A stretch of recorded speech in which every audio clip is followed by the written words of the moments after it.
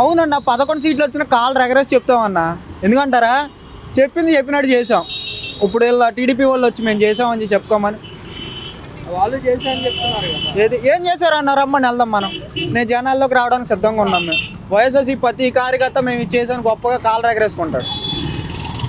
వచ్చిన 5 ఏళ్ళలోనే పెన్షన్ ఏంటి అన్న, పెన్షన్ ఫస్ట్ నుంచి ఇస్తున్నారుగా. పెన్షన్ ఒకటేనా, మిగతా ఇచ్చిన హామీలు? అంటే జగన్మోహన్ రెడ్డి ప్రజలకు ఆ పథకాలు ఈ పథకాలు పెట్టి ఖజానా మొత్తం ఖాళీ చేశాడు, ప్రజలు మొత్తం అర్థం చేసుకోవాలంటున్నారు కదా. ఆగన్నా, జగన్మోహన్ రెడ్డి గారు అప్పు చేశాడు అంటున్నారు కదా. అప్పు చేసి జనాలకి ఇచ్చాడని చెప్పి పక్కా ప్రూఫ్ ఉంది. ఈయన మొన్న రీసెంట్గా 75 కోట్లని అప్పు చేయడు. ఎవడికెట్టాడు చెప్పమనన్నా.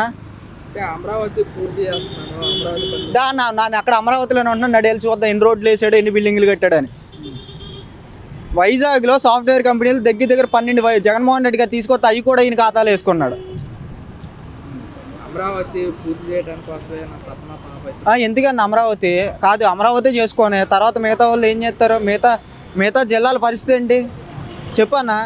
జగన్మోహన్ రెడ్డి గారు అమరావతిని రాజధాని చేయనని చెప్పలేదు కదా, చేస్తాననే చెప్పాడు కదా. కాదన్నా, ఇప్పుడు డెవలప్ అయిన సిటీలో రాజధాని పెట్టడం గొప్ప, ఏది లేని చోట రాజధాని పెట్టడం గొప్ప. జగన్మోహన్ రెడ్డి గారు ఇలాగే అనుకునే సొంత సామాజిక వర్గం రాజధాని కడపలో చేసుకోవచ్చుగా. నిజమే కన్నా, జగన్మోహన్ రెడ్డి గారు కడపలో చేసుకోవచ్చుగా, రెడ్డిస్ ఎక్కువ ఉన్నారు కదా అని చెప్పి రాజధాని. పోనీ కృష్ణా నుంచి వెస్ట్ గోదావరి దాకా బోల్డ్ ఖాళీ ప్లేస్ ఉందన్న, అక్కడ రాజధాని పెడతారా చంద్రబాబు నాయుడు గారు? పెడతారన్న. ఖాళీ ప్లేస్ ప్రభుత్వ భూములు చాలా ఉన్నాయి, ఓపెన్గా చెప్తున్నా. మరి ఎందుకు పెట్టట్లా? ఉత్తి గుంటూరు అమరావతి అంటున్నారు ఎందుకు? కమ్మ సామాజిక వర్గం ఎక్కువ ఉందని నేను పెట్టుకుంటా. అదే జగన్మోహన్ రెడ్డి సామాజిక వర్గం రాయలసీమలో ఉంది కదా అని చెప్పి రాజధాని అటు పెట్టుకోవచ్చుగా. అంటే కమ్మ సామాజిక వర్గంగా కాదు, ఇప్పుడున్న ప్రజలు మొత్తం కూడా అభివృద్ధి పదంలో నిలవడానికి మేము అమరావతిని. సరే అన్న, ఈరోజు జనాల్లో మన ఇద్దరం కలిపి వెళ్దాం.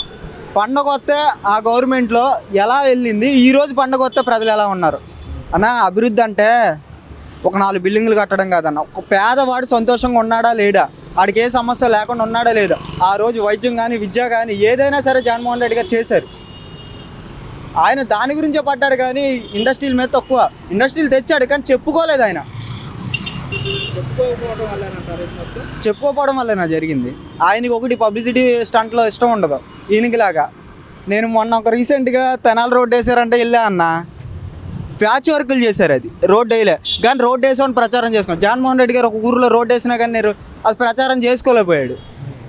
అది ఆయనకి ఈయనకి తేడా అన్నది.